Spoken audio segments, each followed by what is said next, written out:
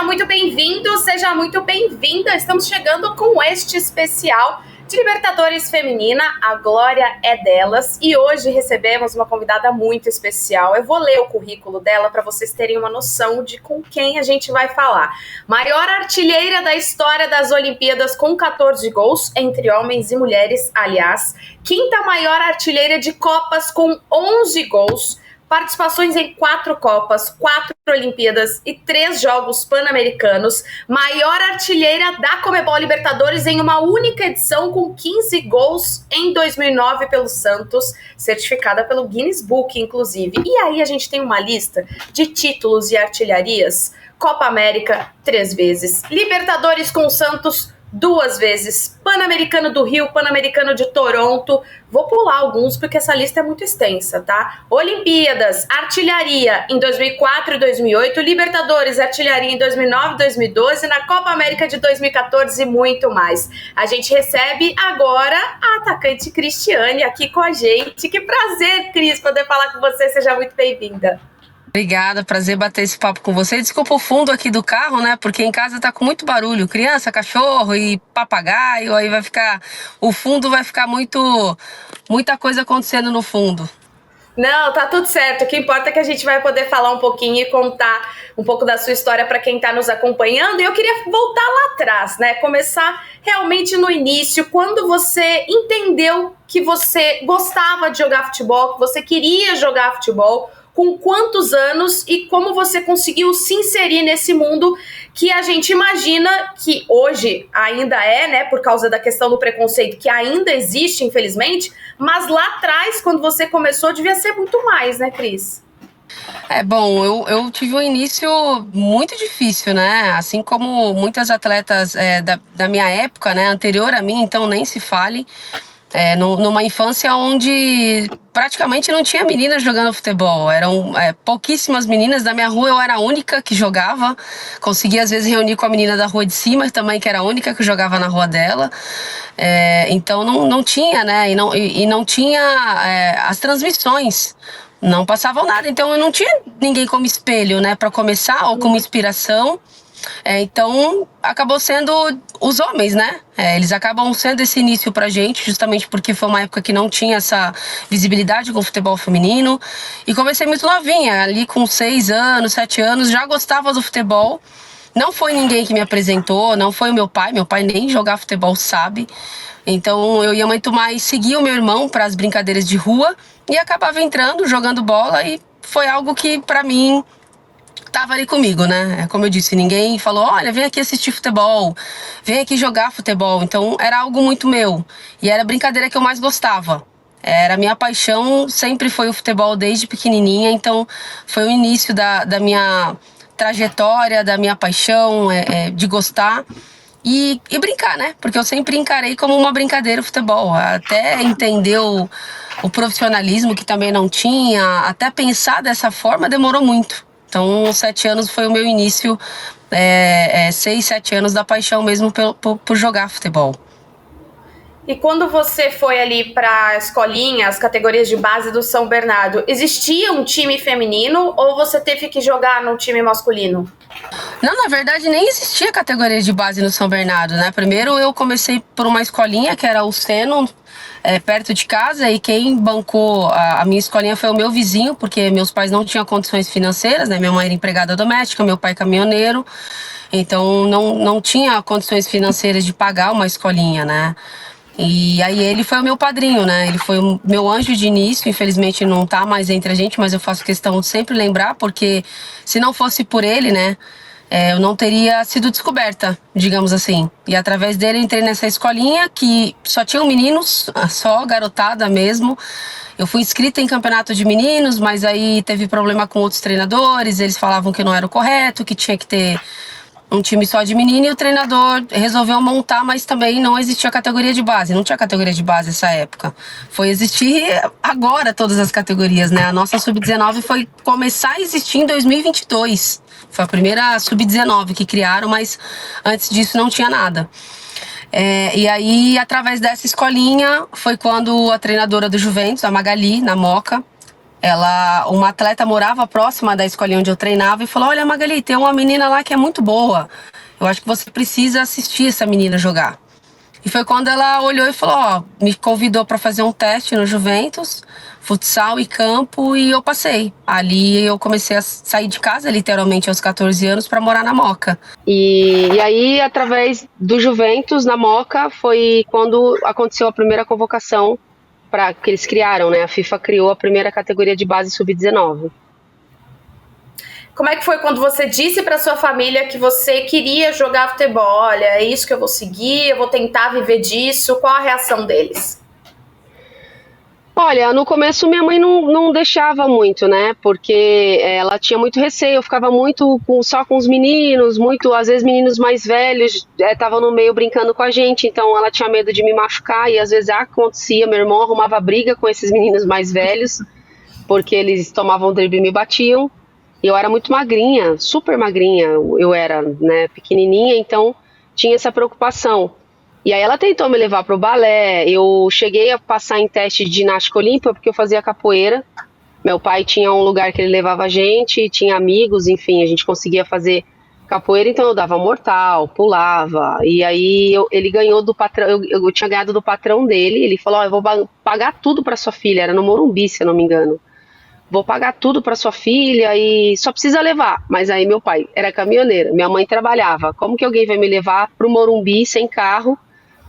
Não tinha ninguém para me levar e batia o horário de escola. Aí acabei desistindo e foi no futebol realmente que eu me encontrei, digamos assim. Teve algum momento assim que você parou e percebeu: peraí, acho que eu tenho talento realmente para isso? Olha, sempre falavam pra mim, né? Eu sabia que eu tinha alguma coisa diferente, mas eu não ficava assim: nossa, meu Deus, como eu sou diferente. Eu nunca tive isso, né? As pessoas sempre falavam desde pequenininha: ó, essa menina vai longe, ela é muito habilidosa, ela é uma jogadora muito boa. Tanto é que quando eu entrei na escolinha, eu jogava de meia esquerda. E aí o treinador falou assim: nossa, a menina faz muito gol, tem que botar ela mais perto do gol. Aí na época era o ponto esquerda. Então eu comecei a jogar mais pra frente. E sempre escutei isso de todo mundo. Minha mãe, enfim, meu pai, minha avó escutava isso de todo mundo, que eu era uma atleta muito diferente das outras, que eu era uma atleta muito rápida, muito habilidosa. E mesmo sem ter tido categoria de base nenhuma, que eu acho que poderia ter me ajudado até mais, eu poderia ter me desenvolvido melhor. Não usaria a perna direita só para subir no ônibus. Então eu acho que sempre escutei, mas nunca coloquei como: eu sou diferentona e vou fazer diferente aqui. Na verdade, eu sempre tentei construir e deixar as coisas acontecerem. Sempre encarei, na verdade, como uma brincadeira mesmo para mim o futebol. E eu imagino que assim, né, Cris, você falou que não tinha, né, referência na sua época de mulheres atuando no futebol. Hoje você é uma referência. Mas assim, quando de repente a gente vê uma jogadora, a gente compara. Então, ela é parecida com, sei lá, a Marta, ou ela é parecida com a Cristiane, tem características semelhantes. Mas na sua época não tinha isso. Então eu imagino que você não tenha tido também essa referência de com quem será que você poderia se comparar ou ser parecida em algum tipo de movimentação. Na verdade não tinha, né? Eu realmente comecei a acompanhar um pouco mais as meninas, que eu lembro que passavam Olimpíadas, quando eu entrei no Juventus, porque na minha cabeça eu não sabia que tinham tantas outras meninas que jogavam futebol, porque só tinha eu na minha escolinha, né? Depois montou uma equipe, e quando eu entrei no Juventus, era muita menina. Tinha bastante meninas mais novas, meninas mais velhas, porque a gente morava em alojamento. E nosso time jogava, além de jogar campo, a gente jogava futsal também.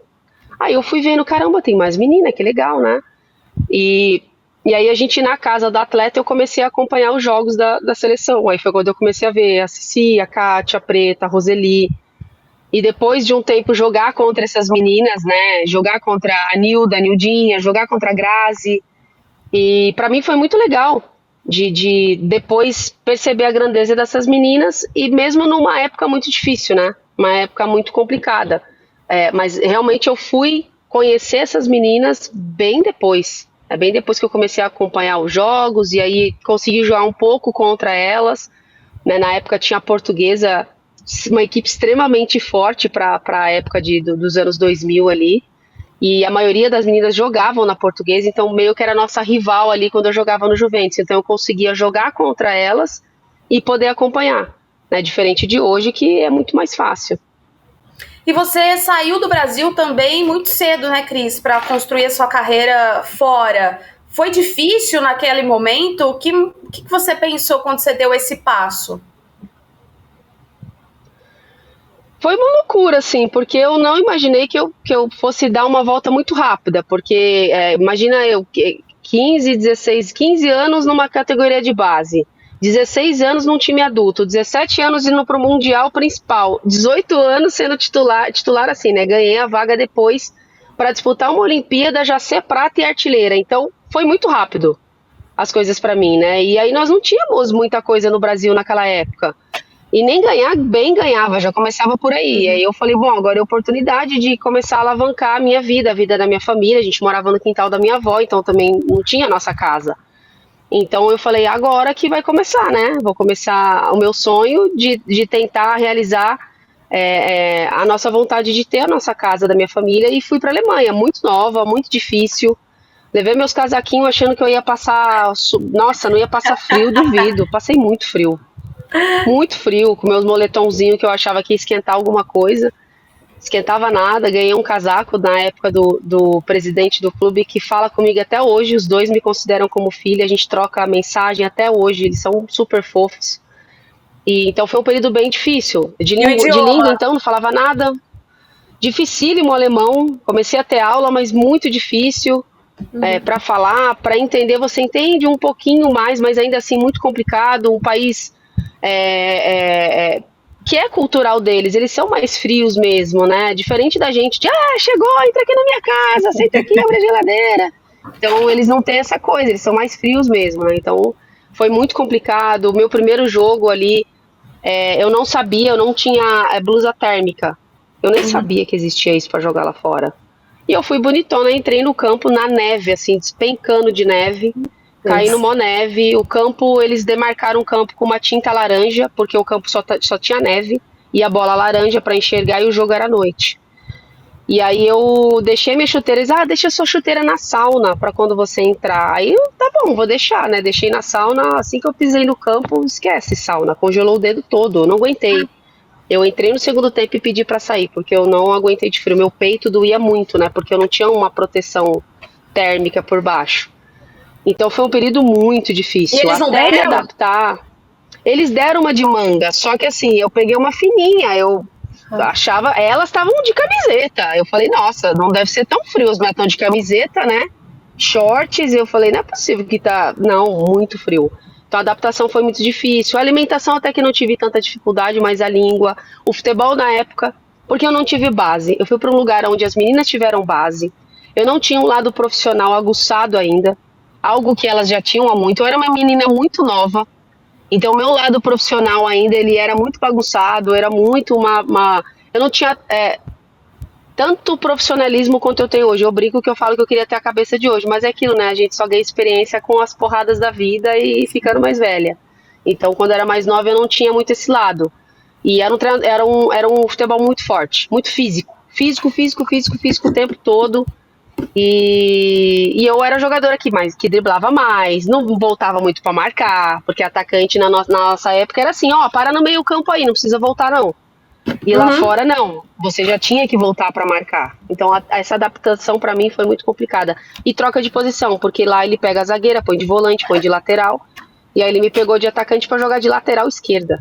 Eu não sabia nem o que eu estava fazendo. Então foi bastante complicado, mas eu acho que eu levo tudo como uma experiência muito positiva para minha carreira e para minha vida também. Como que você lida com essa questão ainda hoje da desigualdade no futebol? Porque aí a gente pode falar de políticas de clubes, e você passou por muitos clubes, você viu, de repente, muitos olhares diferentes para a modalidade. Como é que você observa isso hoje, depois de tudo que você viveu? É uma mudança muito grande, muito significativa e positiva. É óbvio que tem coisas ainda que não são boas. A gente fala, tem uma amizade com meninas de outros clubes e a gente vê que ele ainda está engatinhando. Mesmo em 2024, ele ainda está andando a passos lentos.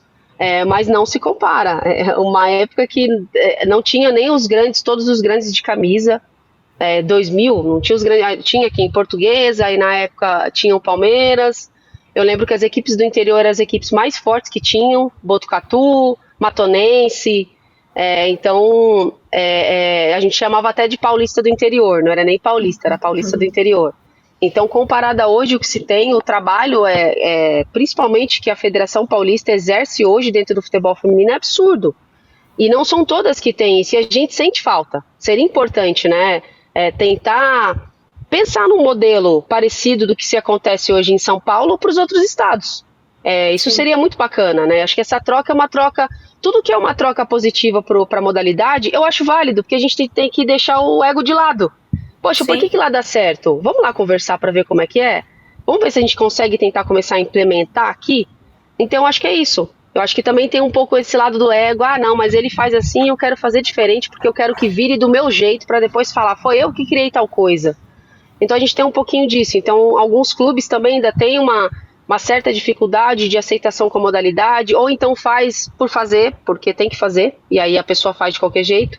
Não faz de fato para que aquilo ali ande, não faz de fato para que ele venda uma atleta, porque hoje você tem venda de jogadora, você tem retorno financeiro para o clube, mas se você tiver uma pessoa dentro do clube que não pensa dessa forma, não vai fazer dinheiro. E aí entra aquela coisa de, mas eu só gasto com futebol feminino. Tá, então como é que você consegue fazer de uma maneira que você tenha retorno? Então tem muito disso também, é muito da sua boa vontade de entender como é que funciona o mercado do futebol feminino hoje. Então a gente ainda tem uns entraves. Muita, como eu falei, é incomparável com o que era lá atrás. Seja financeiro, seja de estrutura para a grande maioria, seja de competições. Mas ainda falta tirar um pouco dessa vaidade de aprender com o outro o que ele está fazendo de melhor, que está dando certo, que está crescendo, que as marcas estão indo atrás, que tem patrocinador, o que eu posso trazer para cá para que isso aconteça também. O Brasil está muito longe ainda do que você viu lá fora com relação à estrutura, à visibilidade? De alguns clubes, sim. Eu lembro que quando eu cheguei na Alemanha, isso eu tô falando de 2003, hein? Uhum. Já tinha uma estrutura de academia, centro de treinamento, campo, assim, alojamento, vestiário. Naquela época que eu já falava só pro feminino, que eu olhava e falava, caramba, aquele ônibus, a gente tinha um ônibus só nosso. Uhum. Escrito o nome do clube no ônibus. Tem time que não tem nem isso, cara, que não cede nem o ônibus do clube para você poder viajar, você vai com o ônibus alugado. E tudo, segurança ia no ônibus, as atletas do carro tinham parceria, isso é uma coisa que a gente não faz aqui no Brasil, mas lá fora eles fazem muito, parceria com marca de carro, patrocinador, então cada atleta tinha o seu próprio carro, com o nome do clube no carro e o nome da atleta embaixo. Eu achava isso massa, eu falava, cara, que legal, as meninas têm, tipo, carro com o nome delas no carro, o nome do clube no carro, tipo, tem um carro para elas disponível para poder se deslocar, e então, muita coisa ainda que eu olho do que foi lá atrás onde eu passei, a gente ainda é estacionado sim, em algumas coisas é bem paradinho no tempo. Se você tivesse que escolher um momento da sua carreira, o mais especial, aquele que não tem preço, qual você escolheria? Caramba, profissionalmente falando, poxa, eu vivi muita coisa legal. Muita coisa, é até difícil de... Eu acho que minha primeira medalha olímpica, de 2004, foi um momento muito especial porque era uma época que não tinha absolutamente nada. Literalmente a gente não tinha nada. Uhum. Não tinha dinheiro em clubes, não ganhava bem na época de seleção. Não tinha chuteira de material esportivo, não tinha visibilidade, ninguém jogava em grandes clubes, né, digamos assim. Então eu tiro isso como um momento muito importante para a minha carreira, com esse grupo que a gente tinha também, porque a gente veio com um treinador que veio do masculino, que também não sabia absolutamente nada do futebol feminino, e em 5 meses colocou a gente num pódio com uma medalha no peito. Então é um momento muito especial, eu acho que eu tiro esse de 2004, que foi o início da virada, né, para a nossa seleção também, para os outros países passarem a ter um respeito com o futebol brasileiro, porque ele não tinha. A gente jogava contra as grandes seleções e olhavam para a gente como se, é o Brasil. Uhum. Tem algum momento do Flamengo que você cita? Olha, eu acho que eu cheguei no Flamengo e as coisas aconteceram muito rápidas pra mim, né? Eu cheguei num time que eu tive que me adaptar ao clube, adaptar à equipe, consegui ser uma das 3 artilheiras do Brasileirão, sendo uma das atletas mais velhas, né? Dentro do elenco, dentro da modalidade. Eu não sei se tem alguém com a minha idade ou mais velha do que eu disputando o Campeonato Brasileiro ainda. Então eu acho que de saldo positivo eu tive isso, né? Com poucos jogos eu fiz bastante gols já com o início, né? Então acho que eu dei um retorno muito rápido daquilo que o clube esperava de mim. Não levei tanto tempo assim. Então acho que eu tiro isso como um saldo positivo, sim, né? Esse meu início de Flamengo, ter tido esse retorno do que eles esperavam como atacante. Como é que você se sente nesse momento da sua carreira? Eu tô muito feliz. Eu tô mais zen. O pessoal fica, você parou de brigar. Eu falo, gente, já briguei demais. Agora deixa outras pessoas brigarem. Minha briga já colheu bons frutos agora. Eu acho que a gente tem uma boa geração para continuar brigando. Eu acho que a maternidade também me trouxe muito isso, né? Ter o meu filho hoje me trouxe essa tranquilidade de quais brigas eu vou entrar. Vai valer a pena? O que eu vou ter de retorno com isso? Porque eu sei que eu sei o quanto eu briguei muito, as pessoas que me acompanharam ao longo dos anos, e o tanto que eu perdi. Eu acabei perdendo muito mais do que eu ganhei. Pessoalmente falando, tá? Porque eu batia de frente com o diretor, eu batia de frente com o presidente, eu brigava com todo mundo, e final da história, ou eu não ficava no clube, ou os diretores falavam que eu era uma atleta que não dá para trabalhar, que isso é muito difícil, justamente porque eu brigava. Então, de certa forma, eu falei, peraí, deixa eu dar uma segurada, porque agora eu tenho um filho, eu tenho o meu trabalho, eu tenho... serão praticamente meus últimos 2, 3 anos de carreira, né? Até pendurar a chuteira. Então, algumas coisas eu ando mais tranquila, digamos assim. Mas aí, em que sentido o Bento te ajudou nisso? No sentido, assim, de ser uma referência para ele, então ficar um pouquinho mais zen por isso? Ou porque você sentiu que você tem mais responsabilidade? Mais responsabilidade e ele acaba sendo mais exposto com isso. Então, quando você tá sozinha, né, como a grande maioria foi quando eu brigava com as coisas, é uma coisa, eu tô recebendo a porrada, sou eu que tô recebendo a porrada.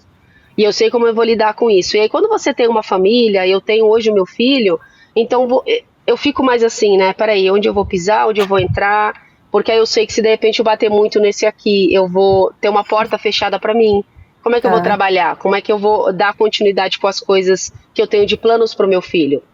Então, muitas coisas eu comecei a relevar muito, a ser mais tranquila, porque também faz parte, tem uma hora que é cansativo, né? E é cansativo no sentido de quantas pessoas brigaram comigo nesse algo que poderia ser diferente? Poucas? Quase ninguém? Pô, então eu preciso começar a pensar, será que vai valer a pena eu ficar brigando por algo que no final das contas eu vou ser a única prejudicada? Então é isso, eu acho que traz muita reflexão. Você amadurecer, você criar uma família, você enxergar as coisas em volta de você, eu acho que trouxe muita reflexão para mim das escolhas das brigas que eu vou entrar. E além dessas reflexões que você começou a ter depois da chegada do Bento, como é que é conciliar tudo isso, né, com o futebol? Como é que ele observa você também no seu trabalho e te admirando e vendo você lá no futebol? Ele gosta do futebol? Como é que é no seu dia a dia? Hoje ele tá um pouquinho mais esperto, hoje ele pede, mamãe, vamos jogar bola, ele pede, a gente joga. Mas no começo foi muito difícil, porque quando minha esposa ficou grávida foi na pandemia. O Bento nasceu na pandemia, ele é uma criança da pandemia. E então nós não tínhamos ajuda de ninguém, não tínhamos suporte, a gente não sabia o que aquela doença poderia trazer para a vida da Ana, para a vida do nosso filho recém-nascido. Então a gente não teve suporte nenhum. Eram as duas cuidando de um recém-nascido, com casa, cachorro, passarinho, e eu tendo que viajar para jogar, eu tendo que sair para jogar, eu tendo que jogar e voltar com todo o cuidado do mundo em casa para que eu não chegasse com esse vírus e passasse para eles. Dormir, então, assim, às vezes ia virada, dormia pouquíssimo, emagreci bastante na época, né, tive bastante perda de massa muscular, chegou numa época que tava todo mundo preocupado, Cris, você é uma atleta mais velha, você tá aí com quase 13% de gordura, pesando 61 quilos, eu tava achando o máximo, né, mas para eles era terrível, porque eu tava muito abaixo do que era para estar. Mas graças a Deus não tive nenhum tipo de lesão. Isso foi muito importante porque, além disso, tinha um trabalho que eu mantinha, né? Mantinha um trabalho com a Salete, que é uma profissional que me acompanha até hoje. Mas foi muito complicado. Hoje é muito mais leve, ele sente muito, né? Eu falo, filha, mamãe vai trabalhar. Ele, mamãe é muito teimosinha, vai trabalhar de novo. Aí eu falo, filha, mamãe vai trabalhar. Então ele fica um pouquinho chateado, ele sente muita falta quando eu viajo. Isso ele sente muito. A Ana fala que o humor dele muda completamente. Ele fica mais irritado, mais chato. Porque a gente tem um convívio diário, né? Uma coisa que é muito positiva pra gente aqui no Flamengo é que a gente só treina de manhã, né? E à tarde a gente acaba tendo um acesso mais livre para estudar, as meninas que fazem faculdade, para quem faz curso, e poder ficar um pouquinho mais com ele, né? Antes dele ir para a escola. Então isso ajuda muito, mas muito melhor, né? Ele maiorzinho, ele já tem 3 anos e vai para 3 e 9 meses, então muito mais fácil de lidar hoje. E como é que surgiu a ideia da sua clínica e também para você conciliar tudo isso na sua vida, ainda jogando com a sua família e também a clínica? Na verdade, eu sempre tive a vontade de fazer uma clínica. É algo que eu admiro muito, que é feito muito nos Estados Unidos e acontece sempre. E eu tenho muitas amigas que moram lá e trabalham com clínica. Eu falei, poxa, por que eu não vou trazer? Por que a gente não tem uma dessa aqui? Eu vi que os homens têm, né? Tem muitos ex-jogadores que fazem isso. É de uma maneira diferente, mas eles fazem. Eu falei, poxa, vamos fazer uma clínica. E meio que foi na correria, porque o período era curto, eu queria ter pegado um período ali próximo das férias do meio do ano, da criançada. Então a gente acabou fazendo na correria justamente para testar, né? Para falar, olha, testamos, quero fazer de novo, mas a gente vai encontrar um momento adequado para isso, para agendar com o calendário, porque o meu calendário também é terrível. Então para agendar qualquer coisa é muito difícil. E aí foi quando eu tive ideia. Aí eu juntei alguns parceiros que são amigos, algumas amigas minhas que jogaram futebol, e falei, vocês topam, vão participar dessa loucura aí rápida? E eu fiquei muito feliz porque, mesmo sendo com pressa, a gente reuniu mais de 70 crianças. Na minha cabeça ia juntar umas 20, 30, pelo período. Por ter sido muito em cima. E deu 70, e fora outras que não conseguiram ir, porque a gente foi colocando por idade, né? Eu abri até para a categoria de 5 anos, eu não ia abrir para os pituquinhos, mas foi a melhor coisa que eu fiz, porque era uma delícia. Então, e para mim foi muito, muito impactante nesse sentido de conseguir. Iniciamos, né? Vamos tentar dar continuidade com outros parceiros, que é o que a gente tenta buscar, que é o que eu quero buscar, mas a gente conseguiu e, caramba, eu quero ver se eu consigo fazer esse negócio girar, não somente aqui em São Paulo, mas começa a fazer girar de um modo geral. Mas eu percebi que eu só vou conseguir isso com o calendário. E nem o calendário do ano que vem a gente tem, pra você ver como que é terrível em relação ao calendário. A gente não tem calendário nenhum do ano que vem, então estamos em novembro, como é que você se programa para fazer qualquer coisa? Mas eu fiquei muito feliz de ter iniciado justamente por isso. Eu acho que não é um puxa-saquismo que às vezes as pessoas colocam, mas eu admiro de fato como eles olham pro futebol feminino nos Estados Unidos. É de se admirar, sim.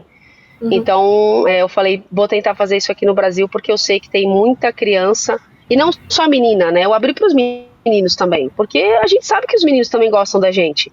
Sim, tem muita criança, muito menino que assiste futebol feminino. E por que eu vou restringir? Falei, não, deixa os meninos aqui também, porque desde pequenininho vai entender que menina joga bola, menina sabe jogar futebol, e é importante também para a convivência deles.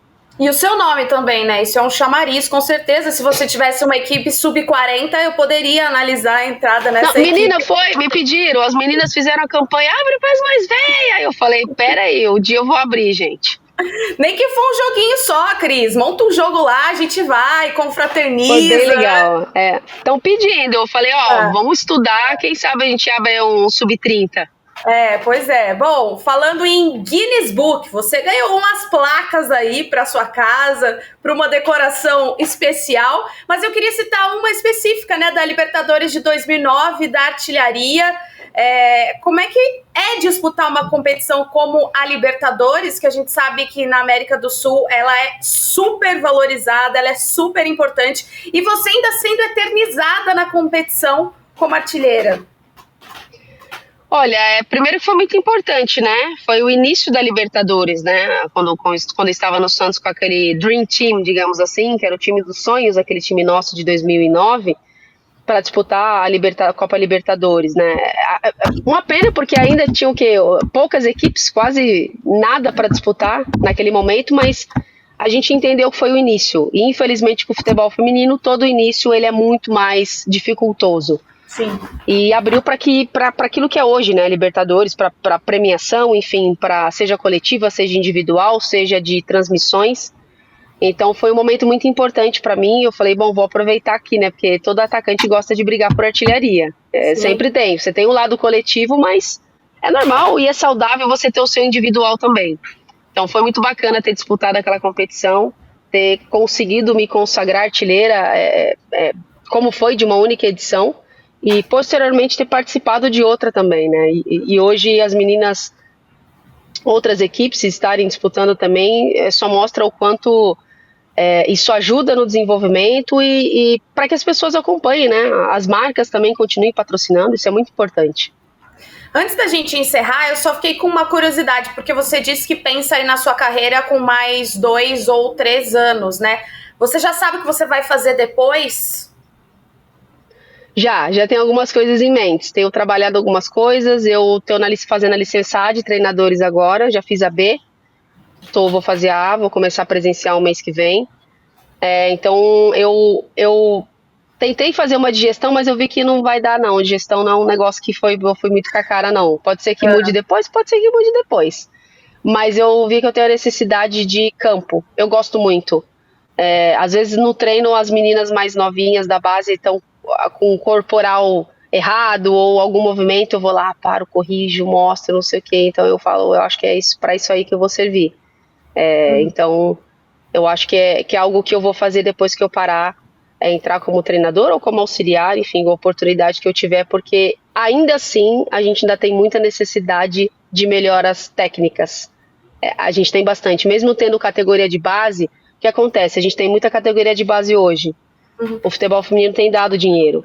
Só que a quantidade de gente também que tem entrado só por dinheiro é muito grande. Então, o legado que é para deixar, que é de ensinamento para muitas meninas, não está sendo deixado. Porque a pessoa está entrando, porque está dando dinheiro, porque está dando visibilidade, é onde é mais fácil. Porque você não vai ser demitido com 3 meses se você perder 3 jogos, concorda? No feminino é diferente do masculino. Então, eu ainda continuo vendo essa necessidade. Então, e eu sou uma pessoa que está nisso aqui por amor há muitos anos.